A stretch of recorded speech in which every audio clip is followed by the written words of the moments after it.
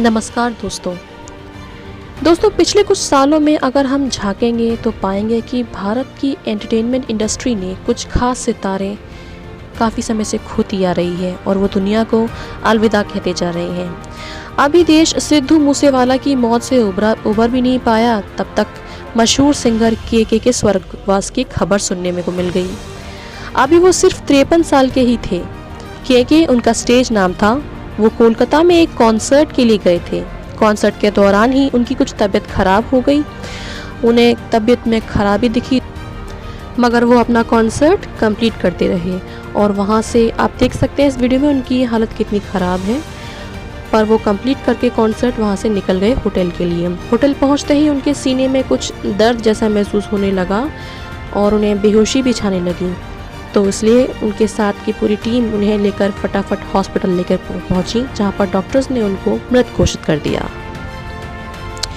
तो चलिए दोस्तों जानते हैं इस होनहार सिंगर को थोड़ा और करीब से। दोस्तों के एक वर्सेटाइल सिंगर थे।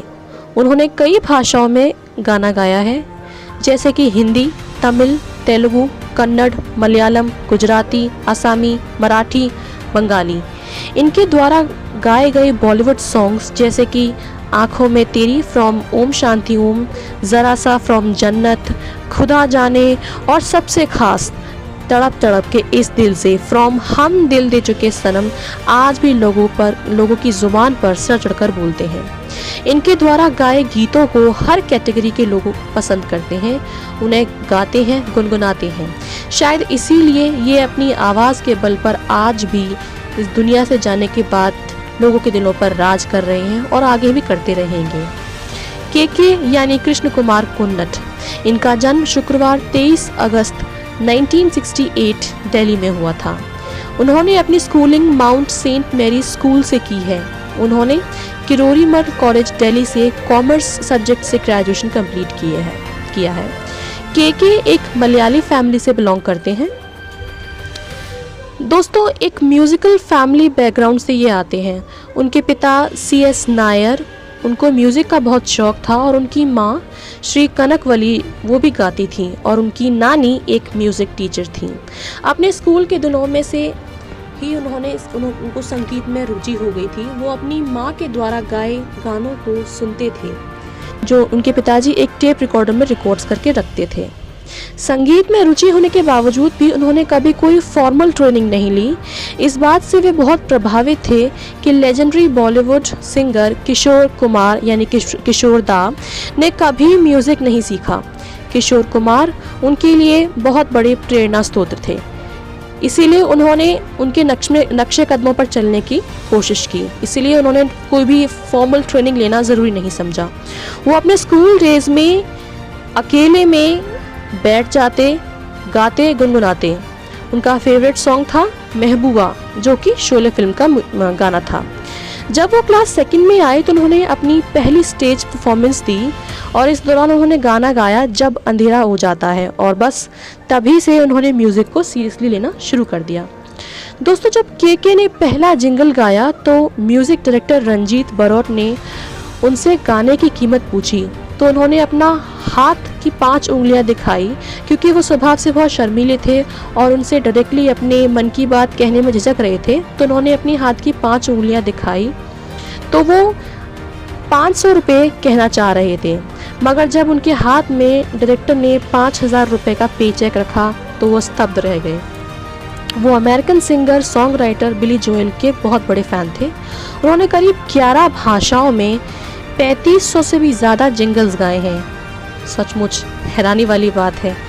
वो लेस्ली ल्यूइस को अपना मेंटोर मानते हैं, क्योंकि उन्हें पहला मौका जिंगल गाने का ल्यूइस ने ही दिया था।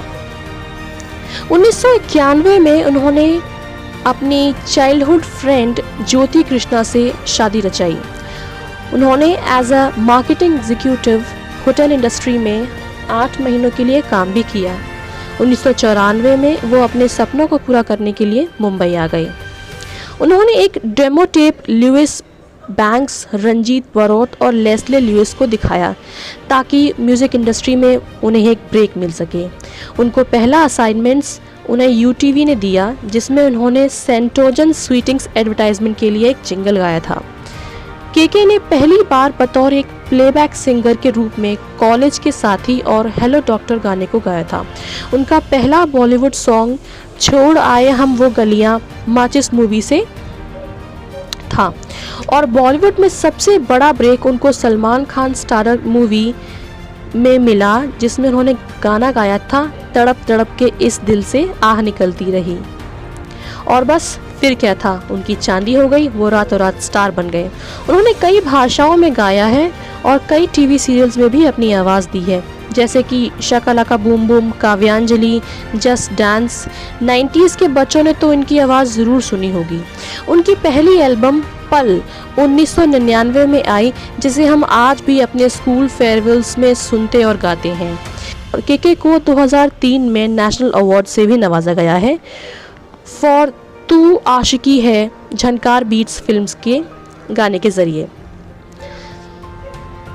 उसके बाद उन्हें Goldie film awards, hub awards for best playback singer male, ईनम Swaralaya singer of the year award से भी नवाजा गया है। दोस्तों, वाकई में ये तो टैलेंट की खजाना है। शायद यही वजह थी कि आज आम आदमी से लेकर देश के PM, CM, celebrities, home minister खुद को उन्हें याद करने पर रोक नहीं पाए और उनकी शांति के लिए वो भगवान से प्रार्थना कर रही हैं, क्योंकि अब ये नायाब हीरा हमारे बीच नहीं रहा। May his soul rest in peace. दोस्तों, आपको केके की ज़िंदगी से जुड़ी ये जानकारी भरा वीडियो कैसा लगा? अपने विचार हमारे साथ नीचे दिए गए कमेंट सेक्शन में ज़रूर शेयर करें और अगर ये वीडियो आपको पसंद आए तो उसे लाइक और शेयर करना ना भूलें। Until the next video, goodbye and take care.